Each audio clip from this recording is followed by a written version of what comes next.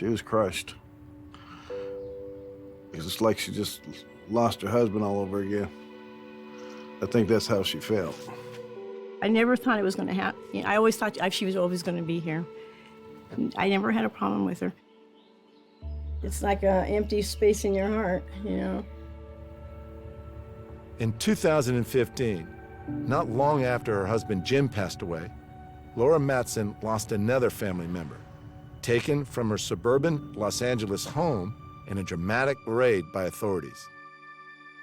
Jaxson, an 8-foot alligator, had lived with the Matsons in their yard of their North Hollywood home for 38 years. Jaxson and Laura's story is an incredible account of a very unconventional friendship. She was a gentle animal. I mean, she never attempted anything, but when you're raised with an animal, they, I think they know not to be aggressive or whatever, because she never was aggressive at all. So when she wanted something, she let me know. She just opened up the sliding glass door and walk on in.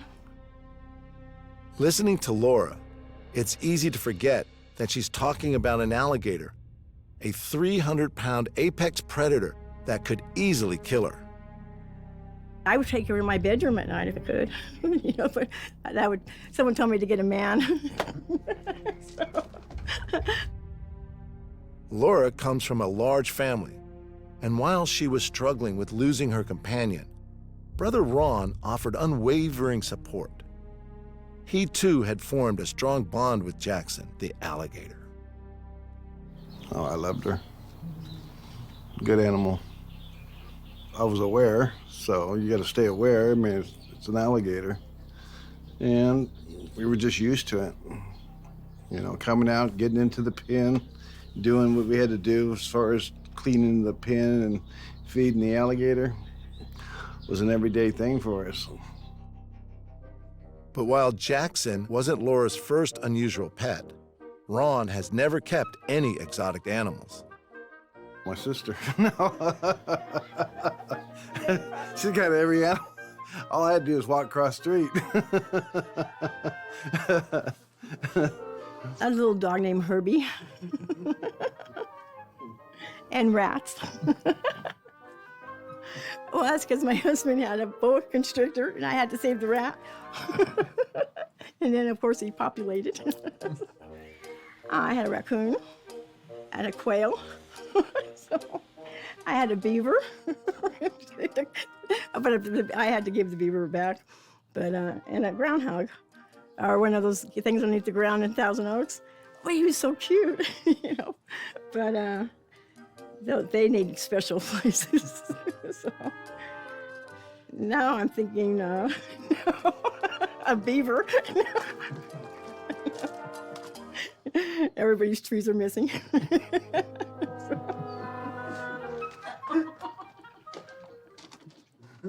And they'll be pointing at my house.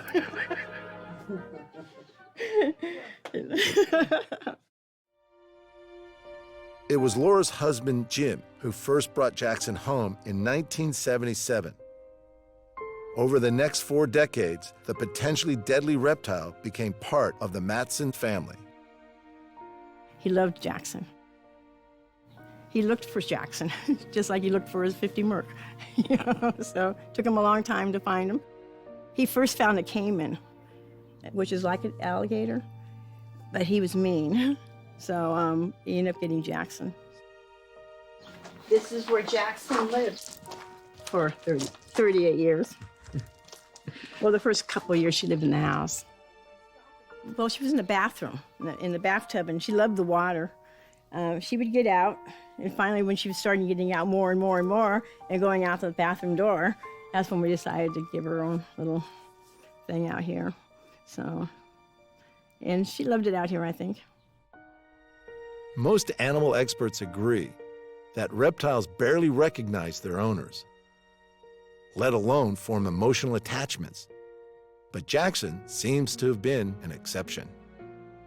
I think she really missed my husband after he passed, because I would see her, she almost went into depression. I thought, Ronnie, something's wrong with her. You know, she's not coming out, something's wrong. And so he'd go in there, no, she's okay. She growled. But she was in there for a long period of time. She didn't come out. I don't know if they sensed something, but she changed a little bit because he wasn't there every day. After Jim passed away, Laura continued to care for Jaxson, although she did try unsuccessfully to rehome their immense pet. To Laura, Jaxson was a placid animal who never showed any signs of aggression, not even towards her own pet cats, one of whom still lives with her. They're not predators. I'm sure if they're out in the wild and they're hungry, of course they're predators. When they're well fed, they're a beautiful animal.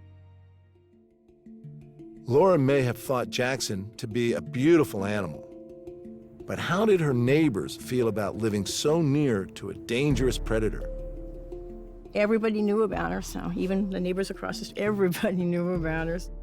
Everybody wanted pictures of her. Once they saw her, they were fine.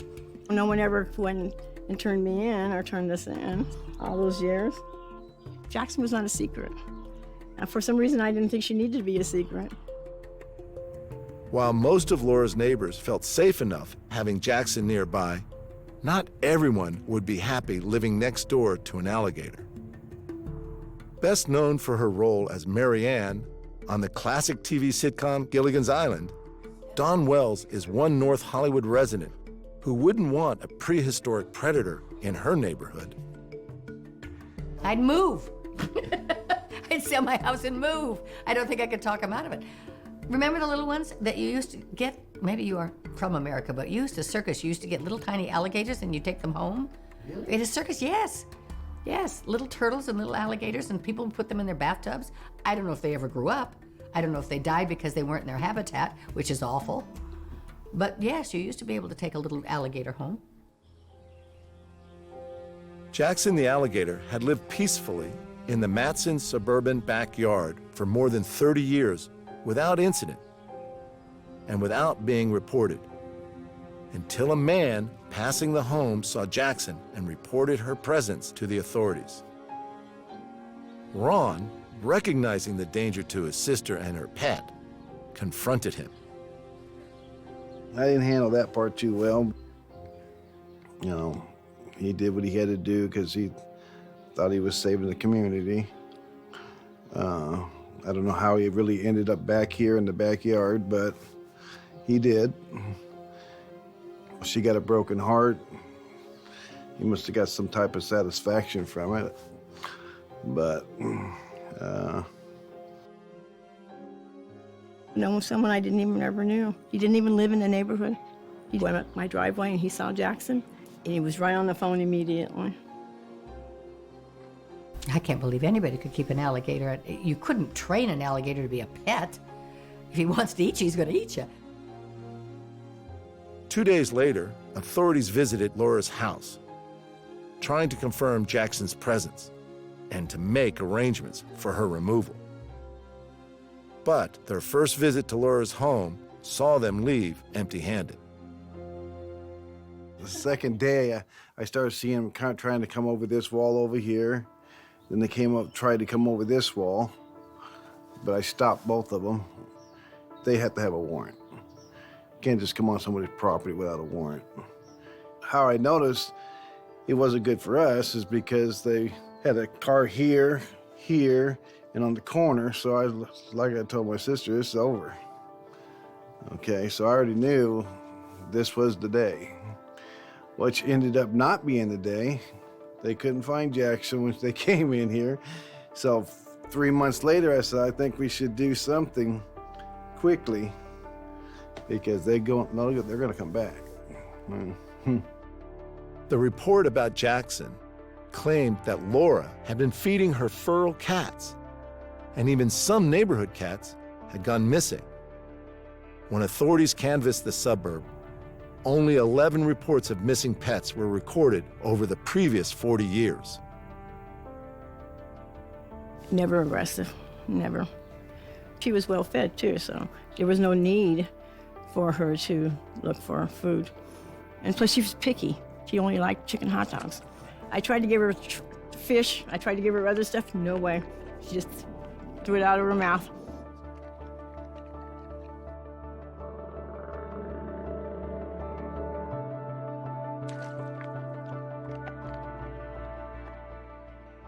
Local police and officers from Animal Control and U.S. Fish and Wildlife soon returned with a warrant, required to search Laura's property to find and remove Jaxson.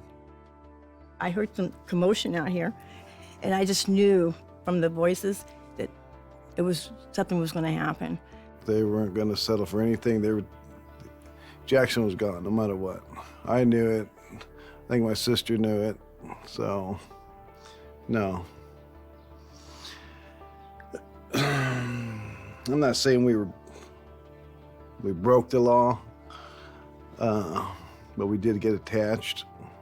So, they did their job, we did ours. Let's put it that way.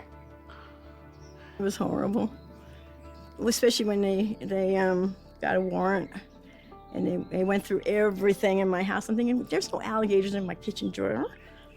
I mean, they went through every drawer. I don't know what they were looking for because Jaxson was outside.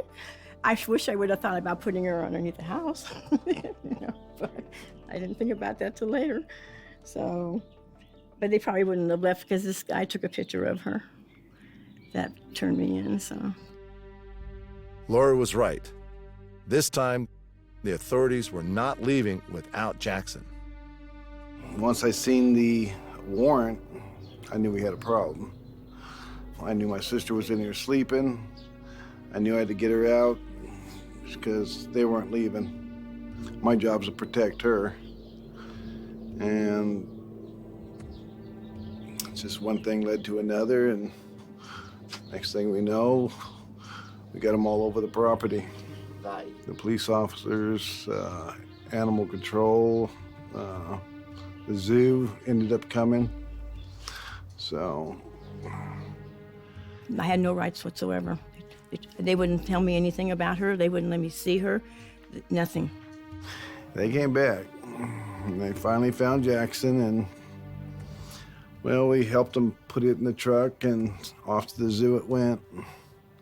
And then we set up a habitat for her. So she's doing real well now. Real well. Yeah. Jaxson was rehomed at an alligator park in Colorado, and a GoFundMe campaign was launched to create a new habitat. We were the biggest donors. Okay. But she's happy, and we will get it back out there to see her. Despite taking good care of Jaxson since the 70s, by not having the relevant permit, Laura was breaking California law. But as any animal lover knows, losing a pet is hard, let alone a pet that has been your constant companion for nearly 40 years. Now that they ran their law down, how it really works, okay, I understand now. But at that point, you don't think about stuff like that. Even if they would have told me afterwards, I wouldn't have cared about that law. I just kept doing what I was doing. Because you get attached, and once you get attached, it's it. I think she probably misses me. I'm sure she misses the chicken legs and the hot dogs. When I go to bed at night, I think of her because that's when she would make the thumping noises. And I miss that, so. But I'm glad where she's at. She's in a beautiful place, so.